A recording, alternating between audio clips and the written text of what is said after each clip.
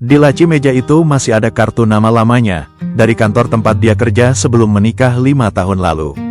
Kartu itu sudah agak kusam di pinggirnya, fotonya juga sudah agak berbeda dari wajahnya sekarang, tapi dia gak pernah buang.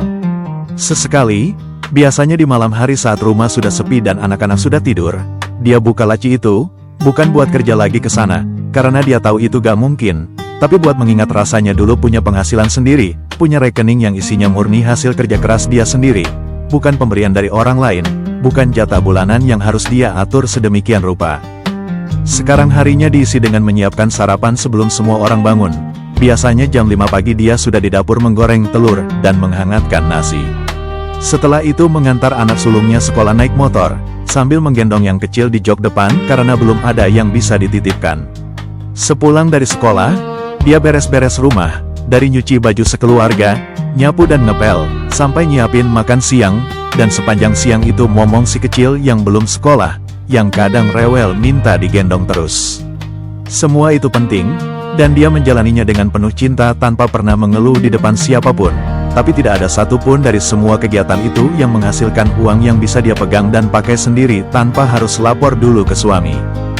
Untuk kebutuhan pribadi kecil, seperti beli skincare yang sudah habis, atau sekadar nongkrong sebentar sama teman lama yang kebetulan ada di kota yang sama, dia sering harus minta ke suami dulu dan menjelaskan buat apa uang itu akan dipakai. Bukan karena suaminya keberatan atau pelit, suaminya justru selalu kasih tanpa banyak tanya, tapi karena dia sendiri yang merasa kurang mandiri, merasa seperti kehilangan sebagian dari dirinya yang dulu bisa memutuskan sendiri mau beli apa tanpa perlu penjelasan panjang. Ada satu momen yang masih dia ingat, waktu dia pengen ikut arisan kecil sama tetangga tapi ragu karena harus setor 50.000 tiap minggu, dan dia merasa gak enak minta ke suami cuma buat hal seperti itu. Rasa itu yang lama-lama bikin dia pengen punya penghasilan sendiri lagi, sekecil apapun jumlahnya, asal itu murni hasil kerjanya sendiri. Dia sempat ikut arisan online yang katanya bisa jadi cuan tambahan, sistemnya setor rutin dan nanti dapat giliran dengan bonus. Tapi setelah beberapa bulan berjalan malah terasa berisiko dan bikin was-was, terutama setelah dengar cerita dari grup ibu-ibu lain kalau ada anggota yang gak dapat giliran padahal sudah setor rutin, dan admin arisannya susah dihubungi. Dia langsung mundur sebelum terlalu jauh, meski sudah rugi sedikit. Coba jualan online juga, mulai dari baju anak sampai frozen food titipan dari tetangga, tapi sering keteteran karena anak rewel tepat di jam-jam dia harus balas chat calon pembeli. Sampai beberapa kali pembeli komplain karena responnya lambat dan akhirnya batal beli. Ikut kelas online berbayar buat belajar skill baru seperti desain atau content writing pun terasa berat di kantong, harganya lumayan mahal untuk ukuran kantongnya sekarang, jadi dia harus mikir 2 kali sebelum keluar uang untuk sesuatu yang hasilnya belum pasti. Suatu hari, teman kerja lamanya menghubungi lewat pesan setelah sekian lama gak kontak, cuma basa-basi nanya kabar dulu, lalu menawarkan pekerjaan lepas mengolah data sederhana untuk kliennya yang bisa dikerjakan dari rumah, sesuai skill yang dulu dia kuasai saat masih kerja kantoran di bagian administrasi dan input data. Awalnya dia ragu, sudah lama gak pegang pekerjaan seperti itu, takut sudah lupa caranya, takut malah bikin malu karena hasilnya berantakan. Tapi setelah dicoba pelan-pelan sambil buka-buka tutorial di internet, ternyata skill itu masih ada di dirinya. Cuma perlu sedikit penyesuaian dengan software dan format yang sekarang dipakai perusahaan. Dari situ dia bikin patokan buat dirinya sendiri, biar gak asal terima tawaran atau ikut-ikutan tren lagi seperti sebelumnya. Pertama, pekerjaan sampingan harus bisa mengikuti jadwal anak-anaknya, bukan sebaliknya dia yang harus mengorbankan waktu bersama anak.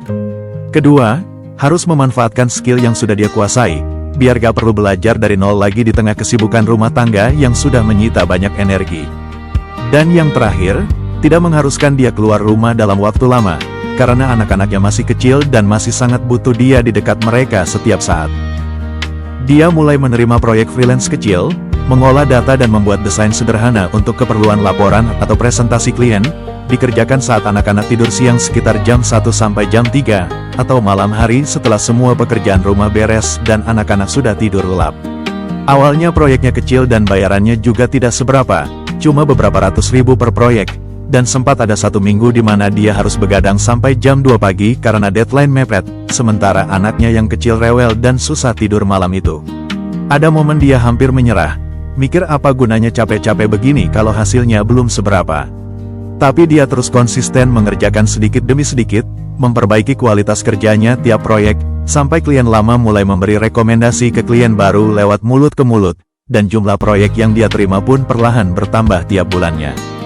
Sekarang dia punya tabungan kecil atas nama sendiri lagi. Angkanya memang belum besar, tapi setiap kali dia lihat saldonya bertambah, ada rasa lega dan bangga yang gak bisa digantikan uang pemberian siapapun.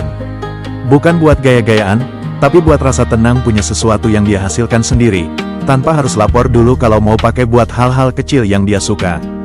Dia tetap ibu yang hadir penuh untuk anak-anaknya, tetap masak sarapan tiap pagi jam 5 dan antar sekolah seperti biasa, tetap ngomong si kecil sepanjang siang. Cuma sekarang ada satu ruang kecil di malam hari yang jadi miliknya sendiri, ruang di mana dia bisa jadi dirinya yang dulu lagi, yang produktif dan mandiri. Kalau video ini related sama kondisi kamu, share ke teman kamu ya, dan subscribe untuk cerita realistis lainnya.